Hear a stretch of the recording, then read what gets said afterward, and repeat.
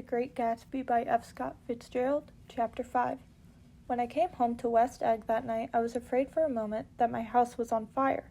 2:00 and the whole corner of the peninsula was blazing with light, which fell unreal on the shrubbery and made thin, elongating glints upon the roadside wires. Turning a corner, I saw that it was Gatsby's house, lit from a tower to cellar.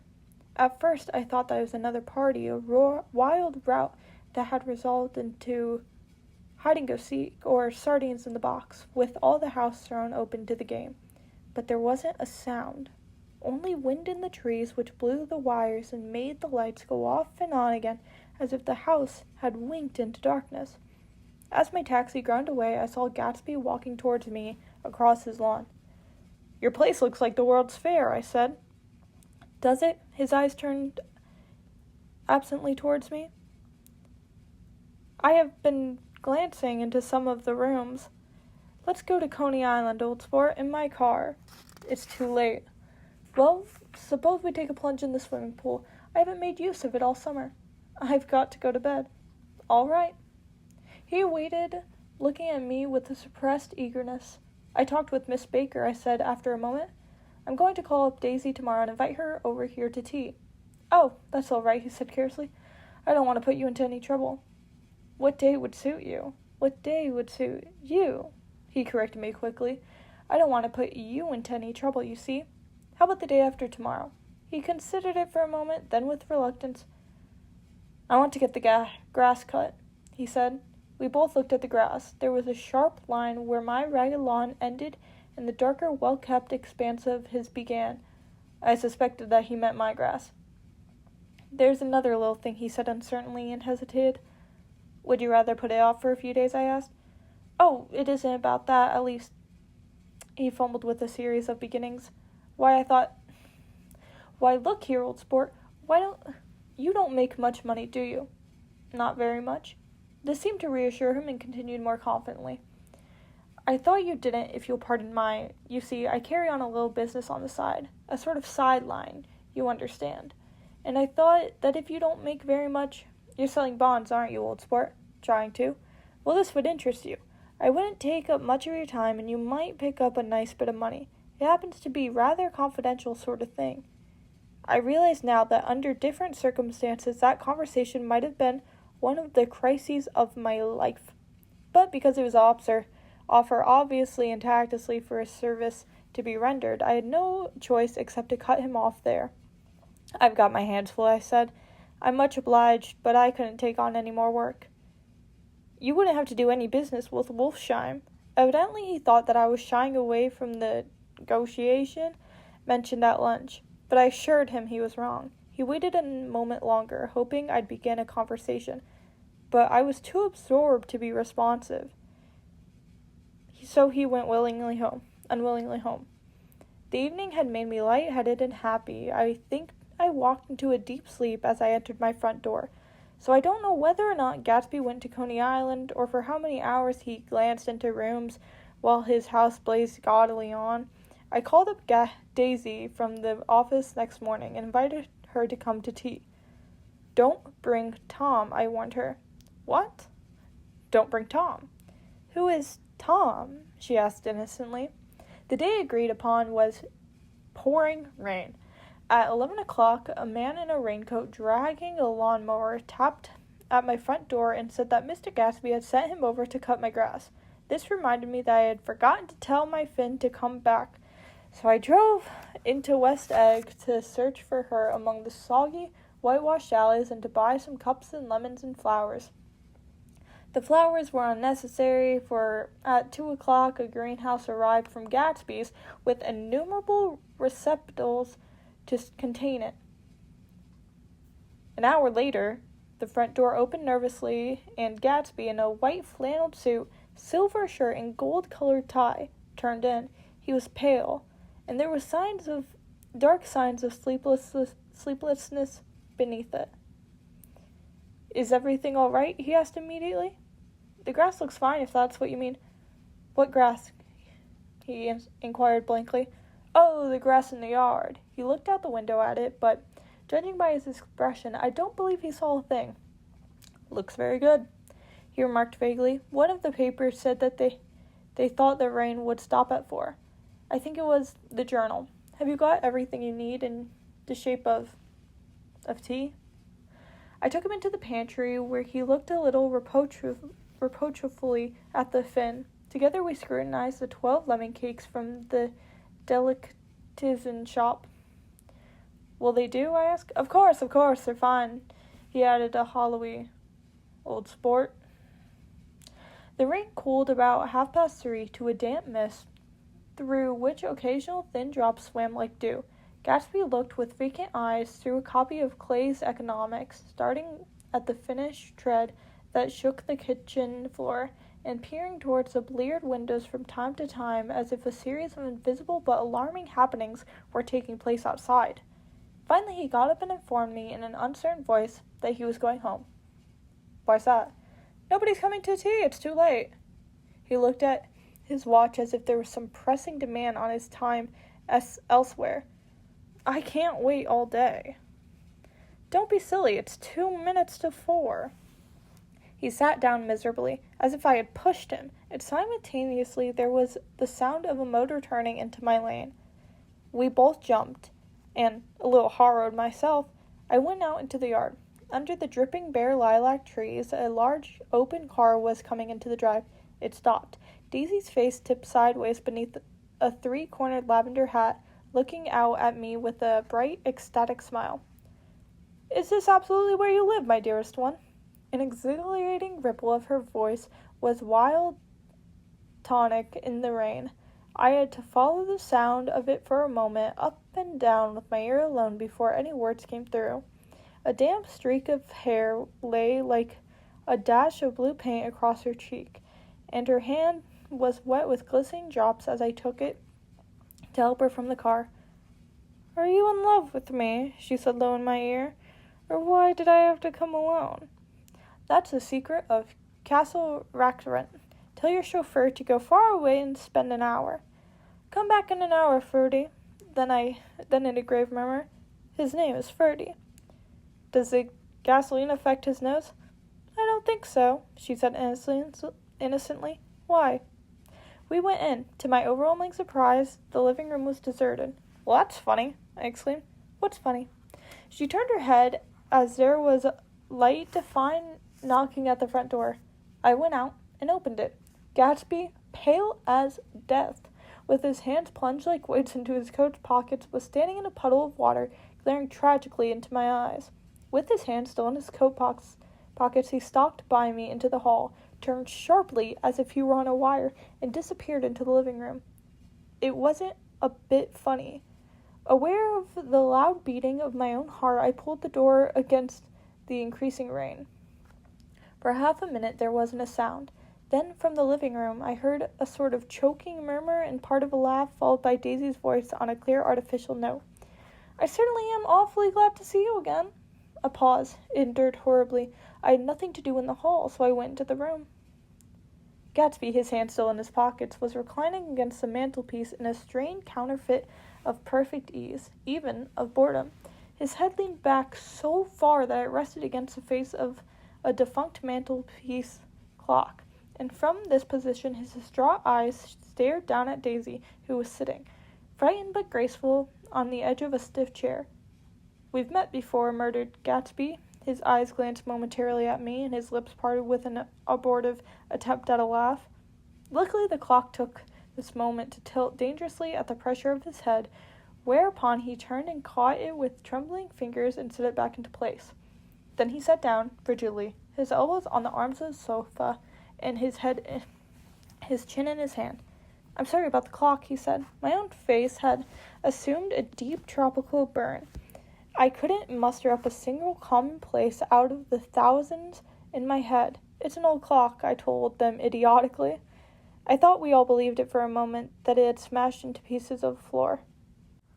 We haven't met for many years, said Daisy, her voice as matter-of-fact as it could be. 5 years next November. The automatic quality of the Gatsby's answer set us all back at least another minute. I had them both on their feet with the desperate suggestion that they help me make tea in the kitchen when the demoniac Finn brought it on a tray. Amid the welcome confusion of cups and cakes, a certain physical decency established itself. Gatsby got himself into a shadow and, while Daisy and I talked, looked conscientiously from one to the other of us with tense, unhappy eyes. However, as calmness wasn't an end itself, I made an excuse at the first possible moment and got to my feet. "Where are you going?" demanded Gatsby in an immediate alarm. "I'll be back. I've got to speak to you about something before you go." He followed me wildly into the kitchen, closed the door, and whispered, "Oh, God," in a miserable way. "What's the matter?" "This is a terrible mistake," he said, shaking his head from side to side. "A terrible, terrible mistake." "You're just embarrassed, that's all." And luckily I added, "Daisy's embarrassed too." "She's embarrassed?" he asked incredulously. "Just as much as you are." "Don't talk so loudly." "You're acting like a little boy," I broke out impatiently. "Not only that, but you're rude. Daisy's sitting in there all alone." He raised his hand to stop my words, looked at me with unforgettable reproach, and, opening the door cautiously, went back into the other room. I walked out the back way just as Gatsby had when he had made his nervous circuit of the house half an hour before, and ran for a huge black gnarled tree whose massed leaves made the fabric against the rain. Once more it was pouring, and my irregular lawn, well shaven by Gatsby's gardener, abounded in small muddy swamps, prehistoric marshes. There was nothing to look at it from under the tree except Gatsby's enormous house, so I stared at it like Kant at his church steeple for half an hour. A brewer had built it early in the period craze of a decade before, and there was a story that he'd agreed to pay 5 years' taxes on all the neighboring cottages if the owners would have their roofs thatched with straw. Perhaps their refusal took the heart out of his plan to found a family. He went into an immediate decline. His children sold his house with the black wreath still on the door. Americans, while occasionally willing to be serfs, have always been obstinate about being peasantry. After half an hour, the sun shone again, and the grocer's automobile rounded Gatsby's drive with the raw material for a servant's dinner. I felt sure he wouldn't eat a spoonful. A maid began opening the upper windows of his house, appearing momentarily in each, and, leaning from a large central bay, spat immediately into the garden. It was a time I went back. While the rain continued, it seemed like the murmur of their voices, rising and swelling a little now and then with gusts of emotion. But in the new silence, I felt the silence had fallen within the house too. I went in, after making every possible noise in the kitchen, short of pushing over the stove, but I don't believe they heard a sound. They were sitting at either end of the couch, looking at each other as if some question had been asked, or was in the air, and every vestige of embarrassment was gone. Daisy's face was smeared with tears, and when I came in she jumped up and began wiping at it with her handkerchief before a mirror. But there was a change in Gatsby that was simply confounding. He literally glowed. Without a word or gesture of exultation, a new well-being radiated from him and filled the little room. "Oh, hello, old sport," he said, as if he hadn't seen me for years. I thought for a moment he was going to shake hands. "It stopped raining, has it?" When he realized what I was talking about, that there was a twinkle bells of sunshine in the room, he smiled like the weatherman, like an ecstatic patron of recurrent light, and repeated the news to Daisy. "What do you think of that? It stopped raining." "I'm glad, Jay." Her throat, full of aching, grieving beauty, told only of her unexpected joy. "I want you and Daisy to come over to my house," he said. "I'd like to show her around." "You're sure you want me to come?" "Absolutely, old sport." Daisy went upstairs to wash her face, too late, I thought, with humiliation of my towels, while Gatsby and I waited on my lawn. "My house looks well, doesn't it?" he demanded. "See how the whole front of it catches the light." I agreed that it was splendid. "Yes." His eyes went over it, every arched door, the square tower. "It took me just 3 years to earn the money that bought it." "I thought you inherited the money." "I did, old sport," he said automatically, "but I lost most of it in the big panic, the panic of the war." I think he hardly knew what he was trying to say, for when I asked him about what business he was in, he answered, "That's my affair." Before he realized it wasn't an appropriate reply. "Oh, I've been in several things," he corrected himself. I was in the drug business and I was in the oil business, but I'm not in either one now. He looked at me with more attention. Do you mean you've been thinking over what I proposed the other night? Before I could answer, Daisy came out of the house and 2 rows of brass buttons on her dress gleamed in the sunlight. That huge place there? She cried, pointing. Do you like it? I love it, but I don't see why you live there all alone. I keep it always full of interesting people, night and day. People who do interesting things, celebrated people. Instead of taking the shortcut along the Sound, we went down the road and entered by the big postern.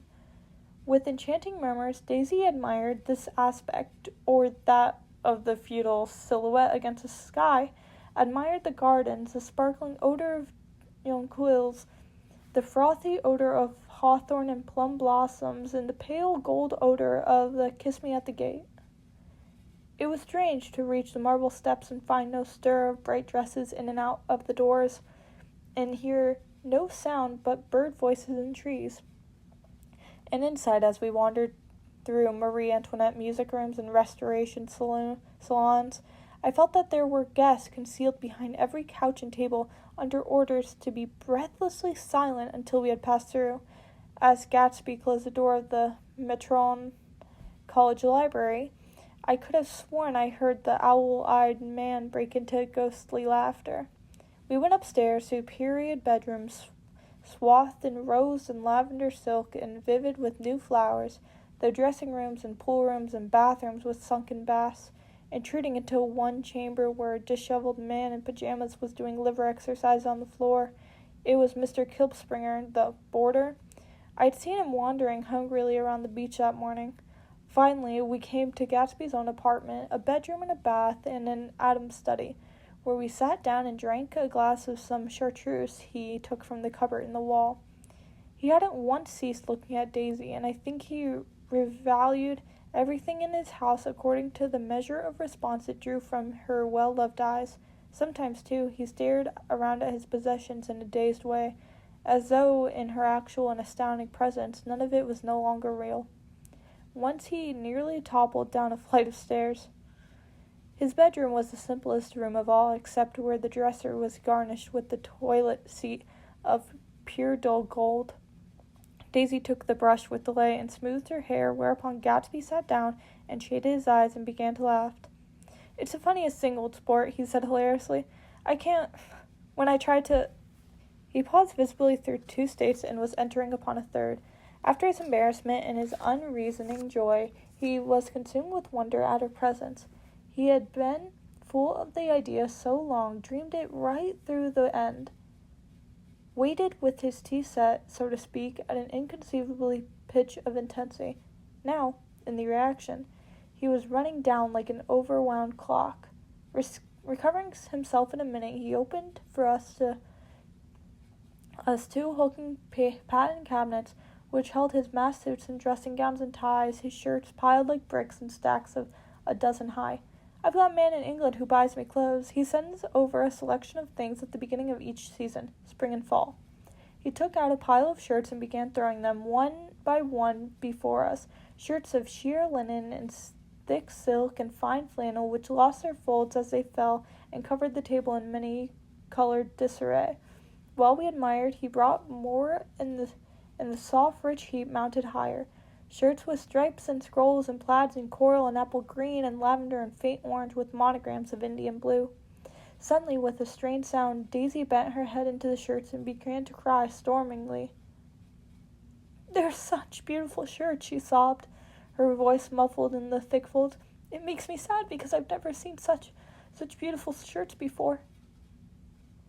After the house, we were to see the grounds and the swimming pool and the hydroplane and the midsummer flowers, but outside Gatsby's window it began to rain again, so we stood in a row looking at the corrugated surface of the Sound. "If it wasn't for the mist, we could see your home across the bay," said Gatsby. "You always had a green light that burns all night at the end of your dock." Daisy put her arm through his abruptly, but he seemed absorbed in what he had just said. Possibly it occurred to him that the colossal significance of the light had now vanished forever. Compared to the great distance that had separated him and Daisy, it had seemed very near to her, almost touching her. It had seemed as close as a star to the moon. Now it was again a green light on the dock. His count of enchanted objects had diminished by 1. I began to walk around the room, examining various indefinite objects in the half-darkness. A large photograph of an elderly man in yachting costume attracted me, hung on the wall over his desk. "Who's this? That's Mr. Dan Cody, old sport." The name sounded faintly familiar. "He's dead now. He used to be my best friend years ago." There was a small picture of Gatsby, also in a yachting costume, on the bureau. Gatsby with his head thrown back defiantly, taken apparently when he was about 18. "I adore it," exclaimed Daisy. "The pompadour. You never told me that you had a pompadour, or a yacht." "Look at this," said Gatsby quickly. "Here's a lot of clippings about you." They stood side by side examining it. I was going to ask to see the rubies when the phone rang, and Gatsby took up the receiver. "Yes." "Well, I can't talk now." "I can't talk now, old sport." I said small town. He must know what a small town is. Well, he's no use to us if Detroit is his idea of a small town. He rang off. "Come here, quick," cried Daisy at the window. The rain was still falling, but the darkness had parted in the west, and there was a pink and golden billow of foamy clouds above the sea. "Look at that," she whispered, and then after a moment, "I'd like to just get in one of those pink clouds and put you in it and push you around." I tried to go then, but they wouldn't hear of it. Perhaps my presence made them feel more satisfactorily alone. "I know what we'll do," said Gatsby. "We'll have Fitzgerald play the piano." He went out of the room, calling, "Ewing," and returned in a few minutes, accompanied by an embarrassed, slightly worn young man with shell-rimmed glasses and scanty blonde hair. He was now decently clothed in a sport shirt, open at the neck, sneakers, and duck trousers of a nebulous hue. "Did we interrupt your exercises?" inquired Daisy politely. "I was asleep," cried Mr. Kilspringer in a spasm of embarrassment. "That is, I'd been asleep, then I got up." "Kilspringer plays the piano," said Gatsby, cutting him off. "Don't you, Ewing, old sport?" "I don't play well. I hardly play at all. I'm all out of practice." "We'll go downstairs," interrupted Gatsby. He flipped a switch. A gray window disappeared as the house glowed full of light. In the music room, Gatsby turned on a solitary lamp beside the piano. He lit Daisy's cigarette from a trembling match and sat down with her on the couch far across the room, where there was no light save what the gleaming floor bounced in from the hall. When Kilspringer had played the Love Nest, he turned around on the bench, searched unhappily for Gatsby in the gloom. "I'm all out of practice. You see, I told you I couldn't play. I'm all out of practice." "Don't talk so much, old sport," commanded Gatsby. "Play." "In the morning, in the evening, ain't we got fun?" Outside the wind was loud, and there was a faint flow of thunder along the sound. All the lights were going on in West Egg now. The electric trains men carrying were plunging home through the rain from New York. It was the hour of a profound human change, and the excitement was generating on the air. One thing sure, and nothing surer, the rich get richer and the poor get children. In the meantime, in between time. As I went over to say goodbye, I saw that the expression of bewilderment had come back to Gatsby's face, as though a faint doubt had occurred to him as to the quality of his present happiness. Almost 5 years. There must have been moments even that afternoon when Daisy tumbled short of his dreams, not through her own fault, but because of the colossal vitality of his illusion. It had gone beyond her, beyond everything. He had thrown himself into it with creative passion, adding to it all the time, decking it out with every bright feather that drifted his way. No amount of fire or freshness can challenge what a man will store up in his ghostly heart. As I watched him, he adjusted himself a little, visibly. His hand took hold of hers, and she said something low in his ear, and he turned her towards her with a rush of emotion. I think that voice held him most, with its fluctuating, feverish warmth, because it couldn't be overdreamed. That voice was a deathless song. They had forgotten me, but Daisy glanced up and held out her hand. Gatsby didn't know me now at all. I looked once more at them, and they looked back at me, remotely possessed by intense life. Then I went out of the room and down the marble steps into the rain, leaving them there together. This was Chapter 5 of The Great Gatsby by F. Scott Fitzgerald.